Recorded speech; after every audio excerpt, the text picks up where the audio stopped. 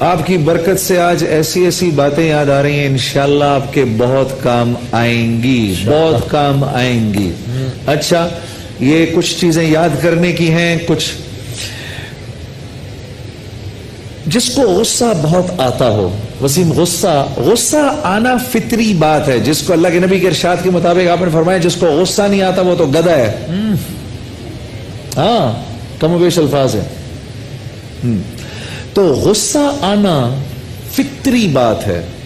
غصے کا اظہار کرنا، یہ اس سے بچنا کہ اظہار نہ ہو جائے، یہ بڑے اخلاق کی نشانی ہے۔ دو چیزیں دوستوں اللہ نے بڑی کم اتاری ہیں دنیا کے اندر۔ ایک سنسیرٹی، جس کو اخلاص کہا جاتا ہے، اخلاص اللہ نے تھوڑی اتاری ہے، ٹھیک، ہاں۔ اور ایک اچھے اخلاق، یہ اللہ نے تھوڑے اتارے ہیں، ہاں، یہ ریئر ہیں۔ اور ان دونوں کو اللہ رب العزت نے ایک دوسرے کا جڑواں بھائی بنا دیا ہے۔ ہاں، ایمان، اخلاص، اخلاق، یہ تینوں جو ہیں ایک دوسرے کے بھائی ہیں۔ اور اللہ نے فرمایا ہے یہ تینوں تب دوں گا جب ان کو مانگو گے۔ یہ مانگنے پڑتے ہیں، یہ ڈیولپ ہوتے ہیں تھوڑے تھوڑے، پھر اس کے بعد مانگنے پڑتے ہیں، مانگنے پڑتے ہیں، مانگنے پڑتے ہیں۔ تو جب غصہ آئے تو یہ سورہ آل عمران کی آیت نمبر 134 ہے، اس کو پڑھ لو۔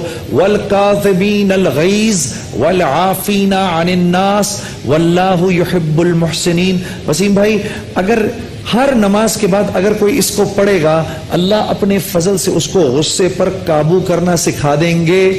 میری جو بہنیں سن رہی ہیں، ان کے شوہر جو غصہ کرتے ہیں، ان کو یہ بات بتاؤ کہ بھائی آپ یہ دعا پڑھ لیا کریے، یا اگر شوہر کو غصہ آئے آپ اس کے منہ پر یہ دعا پڑھ لیا کریے۔ اور اگر دو لوگ آپس میں جھگڑ رہے ہوں، عرب کیا کرتے ہیں، فوراً درود پڑھ لیتے ہیں ایک دوسرے کے سامنے، تو یہ ختم ہو جائے گا انشاءاللہ۔ اچھا، جو غصے کو قابو کرتا ہے، غصے کی حالت میں ابھی بولنے سے پہلے جو دعا مانگو گے وہ اسی ٹائم پوری ہو جائے گی۔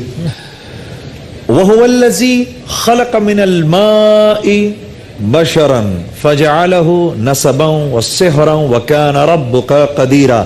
سورہ فرقان کی آیت نمبر 54، یاد رکھ لیجئے، سورہ فرقان کی آیت نمبر 54۔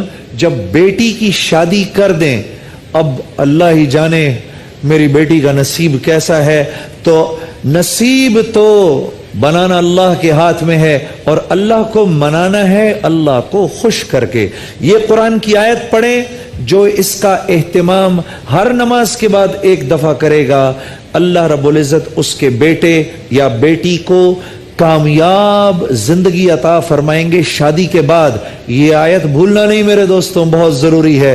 وَهُوَ الَّذِي خَلَقَ مِنَ الْمَاءِ بَشَرًا فَجَعَلَهُ نَسَبًا وَسِحْرًا وَكَانَ رَبُّكَ قَدِيرًا۔ اس بچی کی اولاد جو ہوگی صالح ہوگی، میاں بیوی کے تعلقات انشاءاللہ ہمیشہ اچھے رہیں گے، اور کوئی ان میں توڑ پیدا نہیں کر سکے گا۔